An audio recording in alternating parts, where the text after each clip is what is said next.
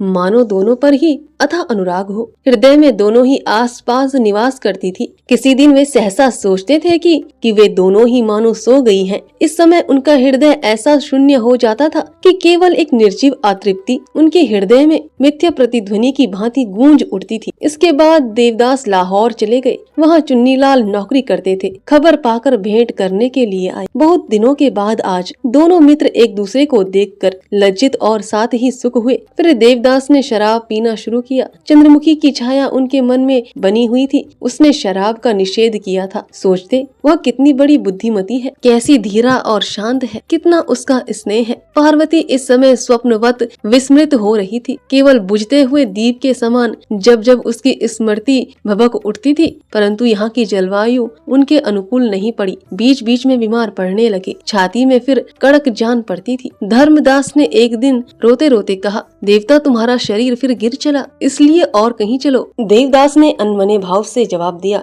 अच्छा चला जाएगा। देवदास प्रायः घर पर शराब नहीं पीते। किसी दिन चुन्नीलाल के आने पर पीते हैं और किसी दिन बाहर चले जाते हैं। रात के तीसरे चौथे पहर घर लौटते थे और किसी किसी दिन नहीं भी आते थे। आज 2 दिन से उनका पता नहीं है। मारे शौक के धर्मदास ने अब तक अन्न जल भी ग्रहण नहीं किया। तीसरे दिन वे ज्वार लेकर घर लौटे। 4 पाई पकड़ ली। 3 डॉक्टरों ने आकर चिकित्सा आरंभ की। देवदास ने पूछा, देवता काशी में माँ को यह खबर भेज दूं?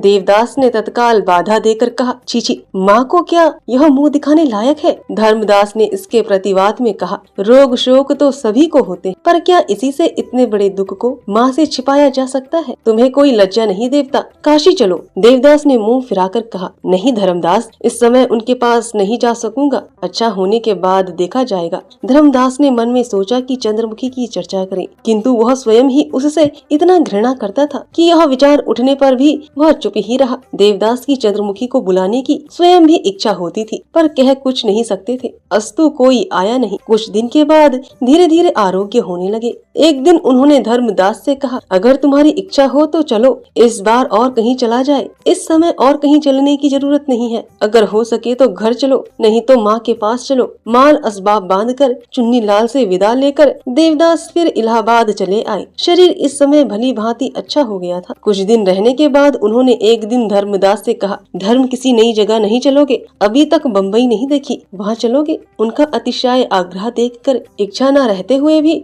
धर्मदास बम्बई चलने को तैयार हो गया। जेठ का महीना था। बम्बई शहर औरों की अपेक्षा उतना गर्म नहीं है। यहाँ आकर देवदास को बहुत कुछ आराम मिला। एक दिन धर्मदास ने कहा, यहाँ रहते बहुत दिन हो गए, अब घर चलना अच्छा होगा। देवदास ने कहा, नहीं, यहाँ अच्छी तरह हूँ, अभी कुछ दिन यहाँ और रहूंगा। 1 वर्ष बीत गया। भादों का महीना था। एक दिन प्रातः काल देवदास धर्मदास के कंधे के सहारे से बम्बई अस्पताल से बाहर आकर गाड़ी में बैठे। धर्मदास ने कहा, देवता मेरी सलाह से इस समय माँ के पास चलना अच्छा होगा। देवदास की दोनों आंखें डबडबा आई। आज कई दिन से वे भी माँ को स्मरण कर रहे थे। अस्पताल में पड़े पड़े वे जब तब यही सोचते थे कि संसार में उनके सभी हैं और कोई भी नहीं है। उनकी माँ है, बड़ा भाई है, बहन से बढ़कर पार्वती है, चंद्रमुखी भी है, उनके सभी हैं, पर वे किसी के नहीं हैं। धर्मदास रोने लगा। कहा, भाई इससे अच्छा है कि माँ के पास चलो। देवदास ने मुंह फेर कर आंसू पोंछकर कहा, नहीं धर्मदास, माँ को मुंह दिखाने लायक नहीं, जान पड़ता है, अभी मेरा समय नहीं आया। वृद्ध धर्मदास फूट फूट कर रोने लगा।